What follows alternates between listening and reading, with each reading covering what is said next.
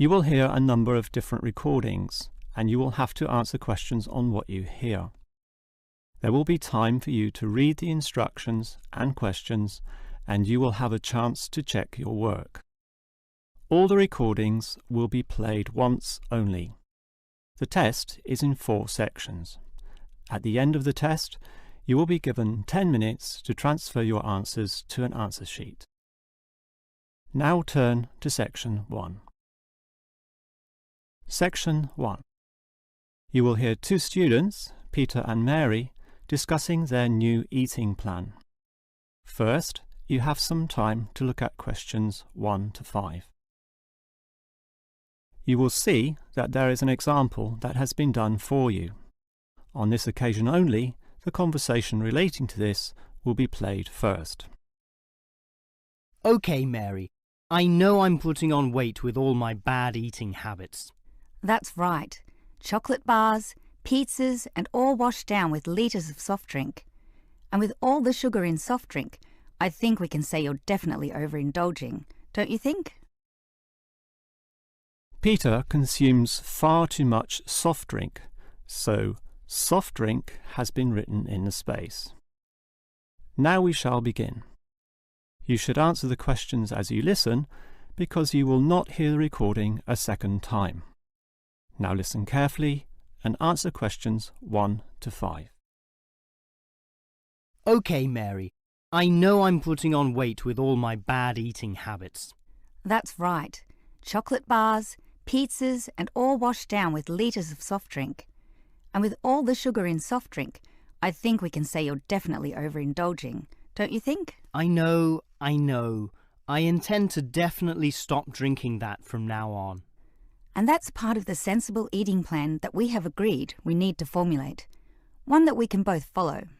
That's right. Sensible and practical, allowing us to indulge in some sweet foods on occasions. On rare occasions, and we're going to cut out all the pizzas and hamburgers. Well, not totally. I thought you said pizzas could be eaten once a week. You know how I like pizzas. No, I said once every 2 months. Once a week was ice cream, not pizza. Yeah, that's because you like ice cream. I prefer pizza.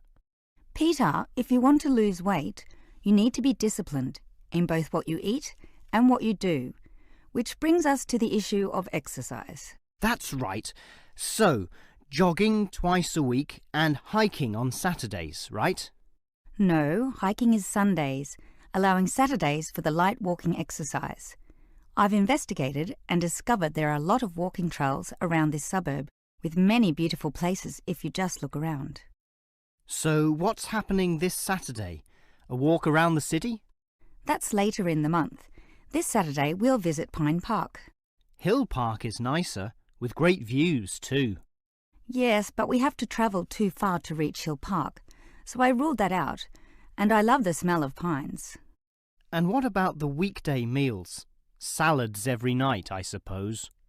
No, it's important to vary the meals so that the food remains interesting and fun. The only common factor is the fruit juice, but otherwise we'll have a variety of healthy fare, from salads to fish to lean meat. I'd rather have meat every night, but you're the boss. If you want to lose weight, you'll have to accept this program, okay? Okay. Before you hear the rest of the conversation, you have some time to look at questions 6 to 10.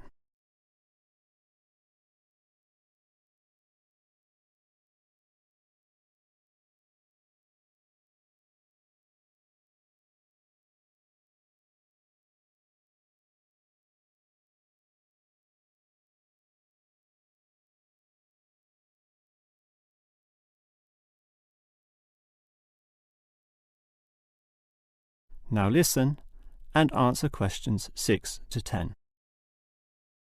Now, Mary, you said we could have a little treat in our diet plan 3 times a week, specifically Tuesdays, Thursdays and Sundays. Yes, a very small treat, but something to reward us for all the discipline shown. Such rewards will motivate us to continue the diet. So on Tuesdays, what can I choose? You have a choice between a small serving of chocolate, ice cream or biscuits.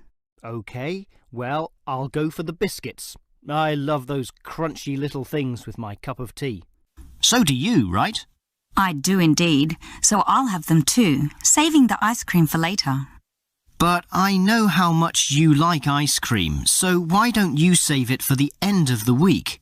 That will give you the motivation to keep going, and you can have chocolate midweek. That's a good idea, but I think the most important thing is for you and I to eat different things on those other 2 days. Well, if you think that way, I'll eat the ice cream on Thursdays, not the chocolate, OK? Well, if you're having that, then I can't have ice cream. In order to be different, I'll have the chocolate. So we can compare our different snacks and maybe even share a little with each other. Exactly. And the variety and fun involved will take our minds of wanting more. Eating for fun. A good idea. And then you can have the chocolate on Sunday, right? But I like biscuits. Actually, I want biscuits again to have with my cup of tea. But you have the biscuits on Monday, remember? And we can't repeat. Oh, come on. This isn't fixed in concrete. I can have them again instead of chocolate. You might like variety, but I don't. I'm a creature of habit. Well, the whole point of this was to taste different snacks. But if you want the same thing, OK. I, for one, am sticking to the original plan, with ice cream to finish the week and not another dose of chocolate. That is the end of section 1. You now have half a minute to check your answers.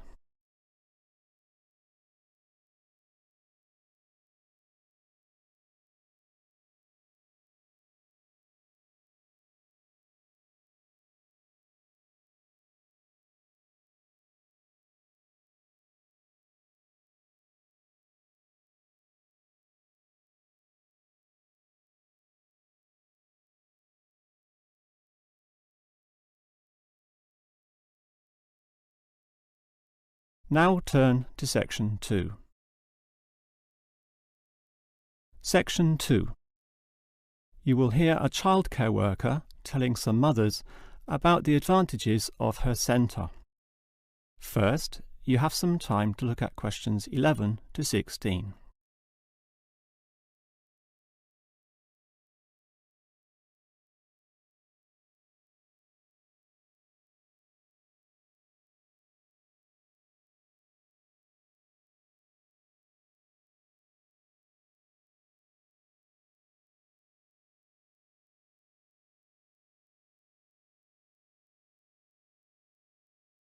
Now listen carefully and answer questions 11 to 16. Hello everyone, and welcome to the Stanfield Childcare Centre.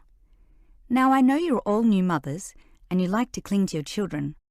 You've certainly spent a lot of time raising them to the age of 4 and are perhaps reluctant to leave them here at our centre. Well, one of the first things you should understand is that here it is safe. Very safe.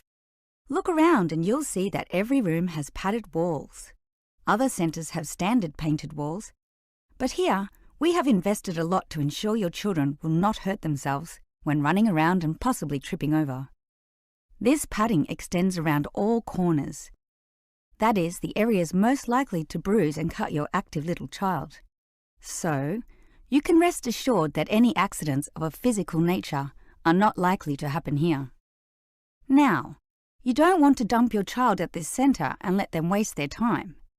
You want them to learn, and that's one of the greatest assets of our establishment. Our staff are not only trained childcare workers, but all of them have a special skill which they can impart to your child. Whether it be teaching the ABC, some basic mathematics, artistic skills, or physical education. We are particularly known for our preschool literacy program, and have a wealth of learning toys specially designed to develop your child's potential. Of course, one concern many mothers have is that, in environments such as these, colds and flus and other viral nasties can be easily spread around. It's a very legitimate concern, and one which we take seriously, and we pride ourselves on our precautions. For a start, unlike most centres which clean with standard detergents, we disinfect every service at the end of every day, using a special disinfectant wash. Some places just wipe surfaces daily with a damp cloth, but not us, and that's just the start. We also physically check your children when they arrive every day. And if we feel your child is sick, we ask him or her to wear a face mask to ensure germs are not transmitted. If your child is noticeably sick, then we ask you to take them back home to recover. This might sound a little unkind, but we hope parents can understand that these measures are for the benefit of all. Before you hear the rest of the talk, you have some time to look at questions 17 to 20.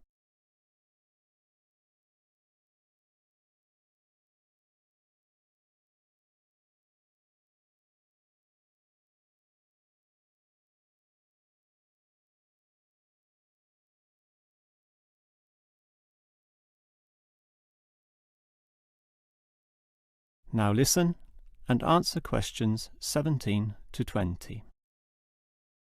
Now at Stanfield Childcare Centre, we have excellent childcare officers. And let me briefly introduce them. We have Susan, Andrea, Bella, Kathy, Lisa and Liz. They're all fully trained and come with some individual assets which make them even better. Bella, for instance, knows children very well, having worked here for 5 years, and Kathy has her own family, 2 little girls, so she can talk to you with first-hand knowledge of what it's really like to raise children. But getting back to Bella, she often relaxes here after work, spending long hours chatting to parents, as does Kathy in fact. But in terms of hours, nothing can compare to Andrea, who will sometimes spend the night here, staying in our overnight room. Why? Because this centre is very friendly and simply a great place to be. Bella, for example, used to be quite shy herself, but now is marvellous with the little kiddies, as outgoing as any of them. We let Kathy, though, deal with the particularly quiet and introverted children, since having her own family, she knows what can really bring them out. Of course, what better way to do this than with yummy homemade cakes, and Kathy often gets these from Bella, who can make some of the best in town. Yes, everyone here brings something special, which is why we're one of the best childcare centres in the business. That is the end of section 2. You now have half a minute to check your answers.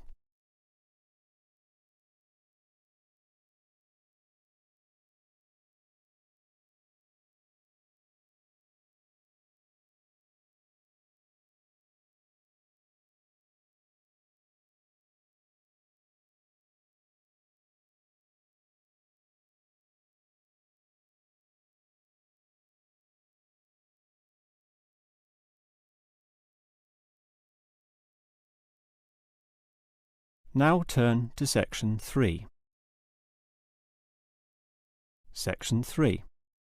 You will hear a student, Eric, talking to his lecturer, Miss Harris, about essay writing. First, you have some time to look at questions 21 to 25.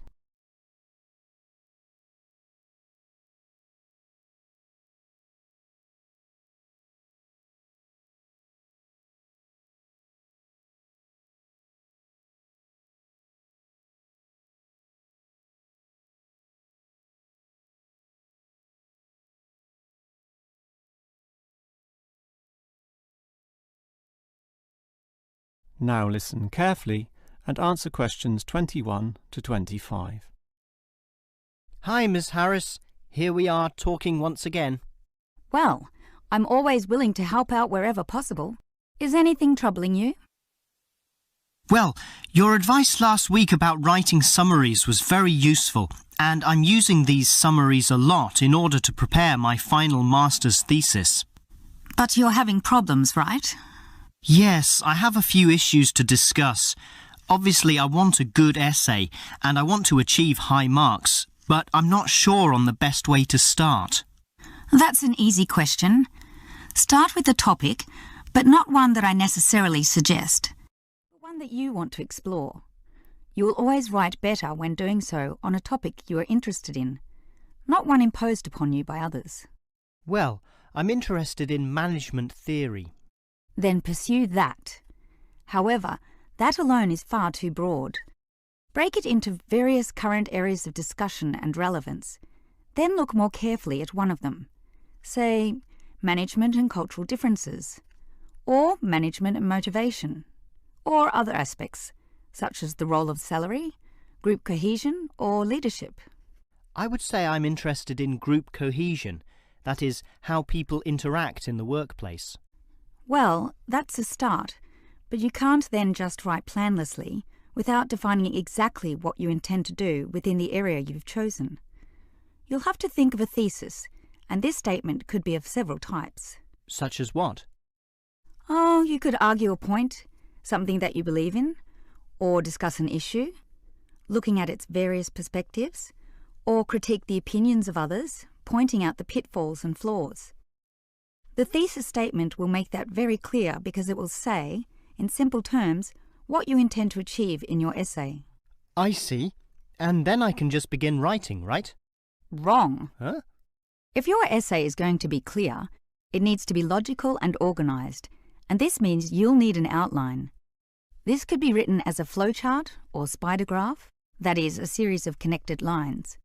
But whatever shape the outline takes, there must be a sense of progress in, more or less, a straight line towards a goal. And then my essay will be good?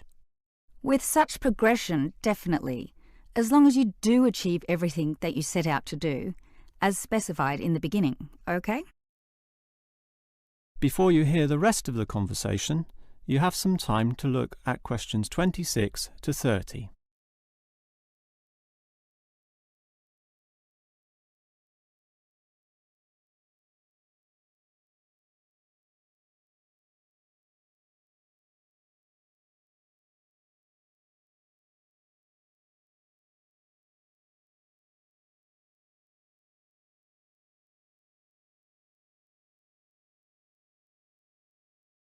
Now listen and answer questions 26 to 30. Well, Ms. Harris, your advice about essay writing all sounds very useful, solid and step by step, so I'll certainly follow that. But can you tell me in more general terms, what constitutes the best essay? Oh, there are many aspects to consider, but one of the most important is certainly original thinking. The best essays are written by people who think for themselves, and not just copy or imitate established views. I think I can do that. But remember, you can't just give a list of unsupported assertions. There needs to be support as well. A chain of logic linking each step in your argument. Right. Yet that alone is not enough. Your argument may be logically sound, but is it practically so? For that, you need examples from real life to illustrate your points or subpoints. I've got lots of examples from my course readings. I suppose I could use them. But remember, whenever you use an example or facts or figures that are not commonly known, you must give a reference. That's an academic necessity, without which your writing will automatically fail. So it's necessary to give these, right? Absolutely. And with that, your essay will be fine. But always ensure that you format it clearly. What do you mean? I mean the practical considerations, as written in the University Style Guide, such as leaving appropriate margins, using double spacing, Arial font, and so on. You see, your writing must look good as well as be good. I can certainly do that. And finally, related to the previous point, you need to respect the number of words required. Your individual lecturers will give you a word count figure, so follow what they say, making your essay neither too long nor too short. Perhaps 10% either way should be acceptable. 15% was common when I was younger, but it's a lot stricter now, and 20% would be pushing the boundaries just a little too far. I guess I can do all that. Thanks for your advice. That is the end of section 3. You now have half a minute to check your answers.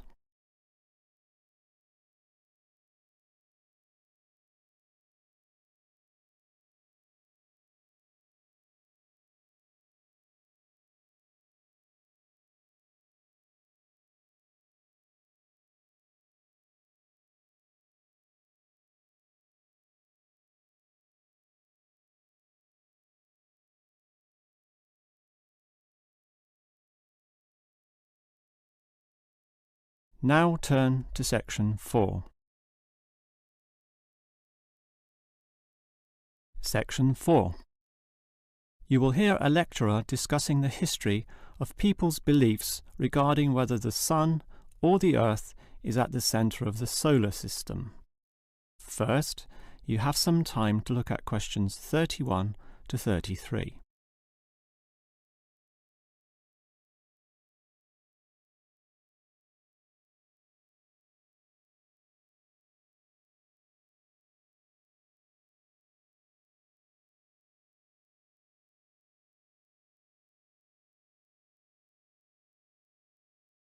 Now listen carefully and answer questions 31 to 33. When looking at the night sky, the stars appear to revolve around the Earth, rising in the east and disappearing in the west. The Earth itself seems solid, fixed and stable, and such common sense perception suggests that the Earth is the centre of the universe. This is known as geocentrism, with geo meaning Earth, and all pre-modern civilizations drew this conclusion. We now know, of course, that the Earth revolves around the Sun, and this is called heliocentrism, with helio meaning sun. But historically, it took quite a while for this to be deduced. As early as the 3rd century BC, an ancient Greek astronomer, Aristarchus of Samos, proposed heliocentrism, but received little support from his peers. Similarly, throughout subsequent history, isolated individuals proposed this new idea, but again, no one was listening. Geocentrism just seemed too logical to refute. Geocentrism also fitted the views of the established Christian Church, who could quote biblical passages such as, "The world also shall be stable, that it be not moved." Those who dared disagree were subject to accusations of heresy, often with dire punishments to follow. The trouble was, as the night sky was observed more closely, that simple revolution of the stars proved not so simple at all. In relation to the other stars, some steadily wandered in given directions, then sometimes reversed for months, and disappeared altogether. They were called planets, meaning wanderers. In addition, the position of the Sun and Moon altered slightly over the year, and comets, those mysterious glowing spots, would come and go. In order to predict the motion of the planets, and accurately serve the primary purpose of navigation for sailing ships, increasingly elaborate mathematical models were needed, a sure sign that something was not quite right. Before you hear the rest of the lecture, you have some time to look at questions 34 to 40.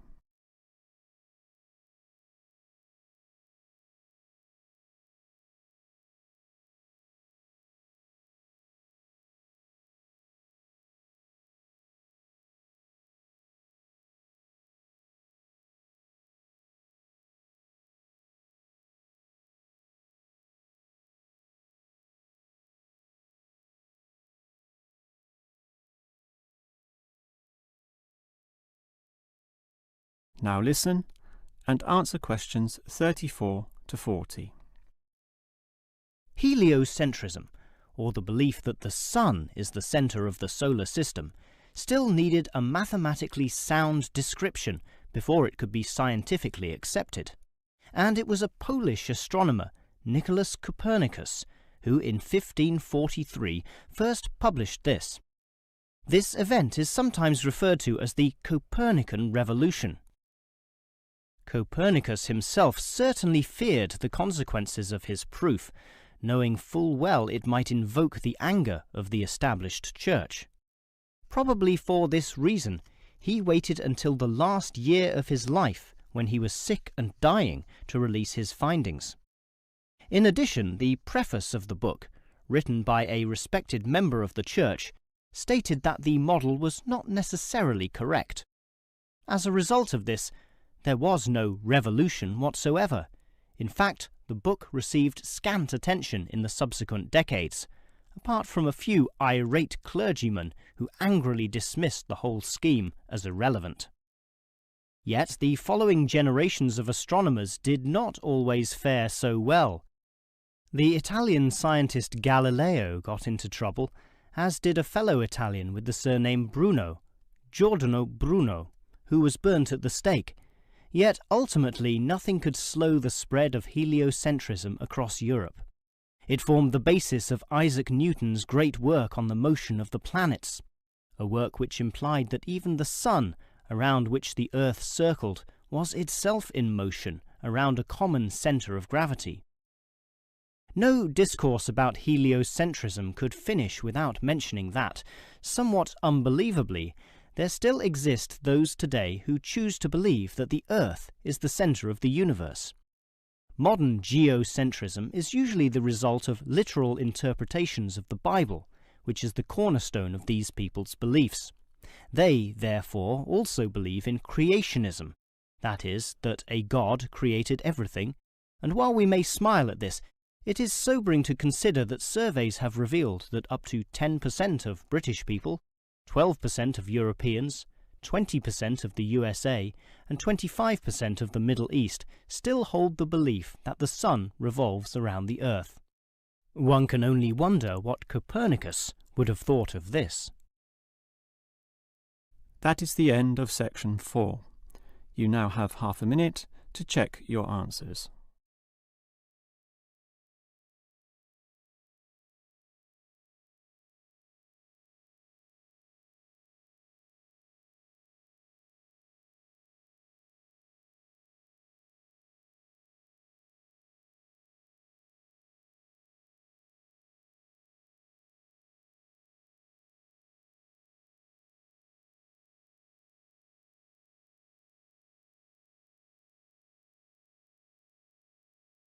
That is the end of the listening test. In the real IELTS test, you would now have 10 minutes to transfer your answers to the answer sheet.